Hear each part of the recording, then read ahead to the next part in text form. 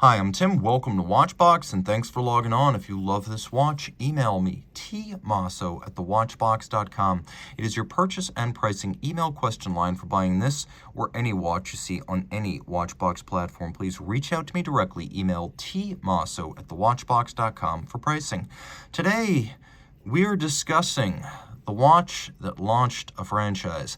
Originally debuted in 2011, this is the MB&F Legacy Machine, a watch designed to answer the hypothetical, what if Max Büsser had founded his company in the 19th century rather than the 20th? And that's the aesthetic we have here, stopping just short of steampunk.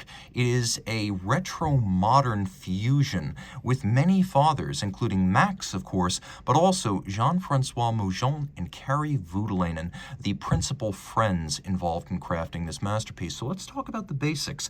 This example in rose gold is large, 44 millimeters in diameter. It's 17 millimeters thick, and from lug tip to lug tip, and a surprisingly constrained 50.1 millimeters with a spacing of 24 millimeters between the lug. Now, I say that's a relatively constrained spacing because typically 44 millimeter watches are going to be 53, 54, 55 millimeters across the wrist, and this one's not, which is why I can wear it on my wrist, which is just 16 centimeters in circumference. So if your wrist is 16 like mine or larger, wear with confidence. It's going to fit. Part of that is because the lugs are sharply downturned. Now, the watch is thick. As you can see, 17 millimeters, but a large amount of that is actually the cambered sapphire, so it will slip a little bit underneath a jacket cuff, but this isn't the kind of watch you disappear underneath a sleeve. The strap is substantial, like everything else on the watch. Top of the line, large, symmetrically shaped, rectangular scale alligator leather. You can see it's a reddish brown with a little bit of glossy gleam. There's some bolstering or stuffing to give it volume, a monotone stitch, a folded edge, and then the underside has an inlay of vulcanized rubber so that the heat, sweat, moisture, grit of your wrist will not degrade the leather. It also feels wonderfully smooth against the wrist, so the rubber is there for the benefit of both wrist and leather. Now, taking a quick look, you can see this is a thick cut of leather, and it uses curved spring bars. This allows Max to drill the lugs in closer to the case, and the pivot centers are actually closer to each other than the edges of the lugs, which is one reason why this big watch wears so well on a small wrist. And the curved spring bar ensures that there's no impediment to the motion of the strap in spite of that close drilling. We have an MB&F pin buckle, which is handsomely decorated. You can see that it's satinated on the buckle with a polished bevel on the edge, and then the pin itself is polished. Taking a quick look at the case flank, you can see that the secondary time zone features a little geosphere type symbol. That's your Roman numeral off to the 9 o'clock side. And then you can see that we have the more traditional MB&F double-edged battle axe motif on the crown that's used for setting the primary time zone and also for winding the watch. Now, the dial of the watch is extraordinary because we get an escapement and a balance on the opposite side of the watch relative to the movement. So this was part of the notion of making the watch a bit retro, taking some of the elements of a pocket watch and bringing them over to the wristwatch format. So you have this spectacular dial base that looks almost like the base plate of a movement. It has a sensational sun ray machining across its surface, a Legacy Machine engraved at 6 o'clock.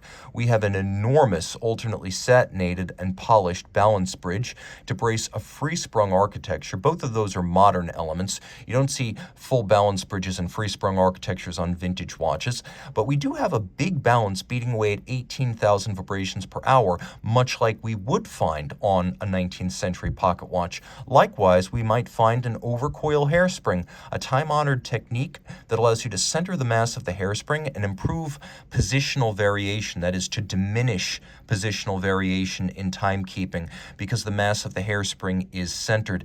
Now, of course, you could see that this is a free-sprung balance. Extraordinarily, it is 14 millimeters in diameter, so it's huge, accentuating the slow beat and making the variable inertia bolts in the rim more visible. Those are used for all of the timing changes, and that's another modern element, the free-sprung balance.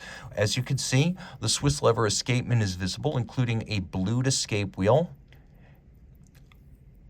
an intricately finished lever, and if you look carefully, there's also a beautiful bridge that contains both of them, featuring satination on its top and micro beveling on its sides. We have 2 time zones, each one with a white lacquered dial and blued hands. They can be set independently, and because they are completely independent, this is one of the few travel time watches that can be set to the minute as necessary if you're trying to keep track of one of the idiosyncratic local time zones that might be 30 or 15 minutes offset from conventional time. Now, down at 6 o'clock, we also have an unconventional power reserve indicator. You can see how it climbs the bridge on which it is mounted as you manually wind the watch. The watch has a 45-hour manual wind power reserve, and you can see that bridge itself features a combination of satin, mirrored ungulage, and then black polished screw heads. We turn it all over, and you can see the names of the signature friends. We have Jean-Francois Mojon of Chronode, who was responsible for most of the engineering, and then Kari Voutilainen, originally of Finnish watchmaking, though he practices in Switzerland and has long-term. He was responsible for the aesthetics. So we have a lovely center wheel architecture, much like an old pocket watch, where we have the winding crown, the crown wheel, the ratchet wheel atop the barrel, center wheel, third wheel, fourth wheel, escape wheel on the opposite side, and then the balance. We also have a lovely set of broad and luminous Côte de Genève. They are particularly wide with a lovely shading gradient from side to side. That's more from Kari's side of the equation. He also added golden chaton for the pivot jewels, again like a pocket watch, and he added sharp interior angles where bevels meet. You can see in particular next to the MB&F logo, you can see where those 2 bevels form a sharp inward cleft, very difficult to achieve. He also dictated that the bridges themselves should be aesthetically pleasing, which is why each bridge seems to interlock almost as though woven together with the others, and it is quite striking. The bevels are a mile wide and hand-laid, and you can see that well. There's also plenty of satination here, and you can see that easily.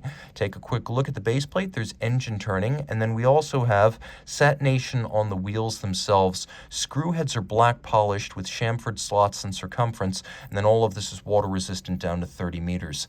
So reach out to Team Mosso at thewatchbox.com for purchase and pricing details of this MB&F Legacy Machine.